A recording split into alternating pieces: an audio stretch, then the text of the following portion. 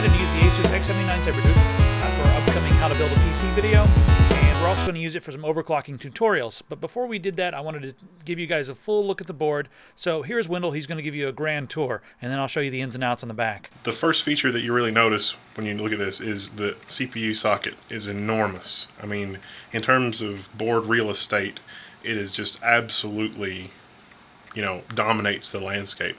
The next thing you notice is that the RAM has been split on either side of the CPU. Part of the reason they did this is the engineering challenge of making sure that all the different DIMMs have equal latency. And so it is quad channel. So each color, the lighter color on both sides is one channel, and the darker color on both sides is the other channel. It's a really common feature of the latest generation LGA 2011 socket design, and it was necessary for engineering reasons. This large black plastic thing here is a unique feature for this design. It's designed to sort of conduct heat out of the case from the DigiVRM. There's a huge heatsink here. This is designed to duct air in from the case and exhaust it out the back. This housing helps to make sure that the heat doesn't leak into the rest of the case. There is a heat pipe here that connects more VRM circuitry from the 12 volt, the eATX 12 volt connector, and conducts the heat to this heatsink, which is cooled by the optional fan. Coming around this way, there is a CPU fan and an optional CPU fan. This is really handy for those of you that have push-pull air coolers, stuff like that. So you can have both of your CPU fans monitored, and the BIOS refers to it as CPU optional fan. Coming around this way, there's another chassis fan, 4-pin. Then you got your ATX connector. There is this MEMOK button, which will do a diagnostic to make sure that you've got your memory installed correctly. So that's kind of nice.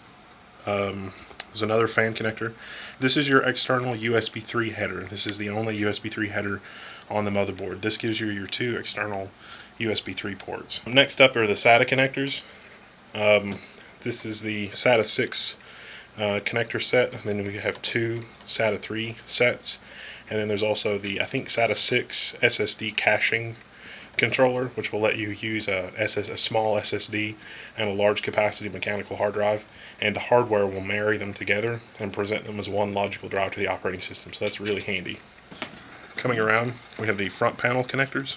The front panel connectors are, standard fare, clear CMOS jumper, another chassis fan, and then we have the USB connectors. I think they're all USB. One of them might be FireWire. No, they're all USB. All USB to me. So we have 4 USB 2 headers.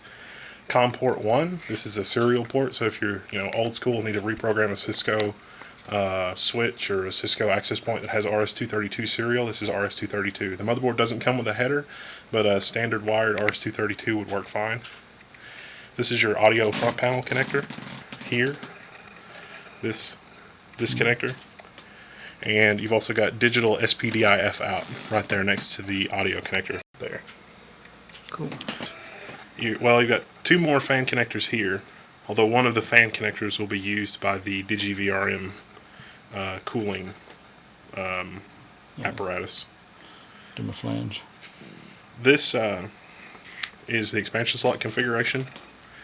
These are two 16x lanes, two 1x lanes. This is physically a 16x, but electrically only an 8x. Legacy. So, and then one legacy PCI port. Go ahead. This is the Northbridge, and it does have to have active cooling. But, when you get a whole bunch of video cards in here and stuff like that, it really pays to have active cooling. Another thing to note that is even if you have a dual height card, you'll still have an extra slot worth of clearance between your two cards. Awesome. Let's take a look at the ins and outs on the back. First, PS2 combo for mouse and keyboard. USB 3, we've got two of those. USB 2 right there. And then there is your FireWire. And there's a non-powered eSATA. There's SPDIF for digital audio right there. Almost missed it. And then that's a powered eSATA.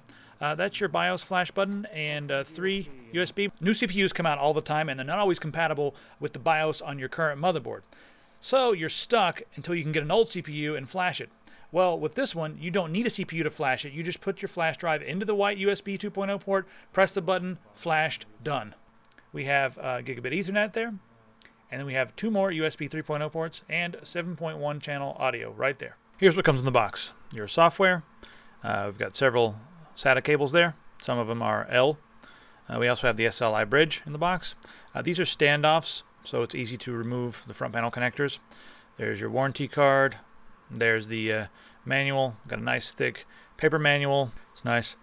Then we have the optional fan for the DigiVRM area. Tough inside sticker. And then we have the I/O plate for the back, and this is padded as well.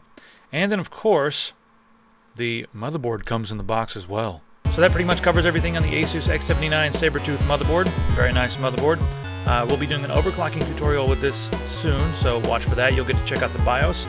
Also, we're going to be using this for our How to Build a PC video, and that is also coming up in the next couple of weeks. If you guys have any questions, feel free to email inbox@techsyndicate.com. If you find the video helpful, go ahead and subscribe. I'll see you guys on Tech Syndicate.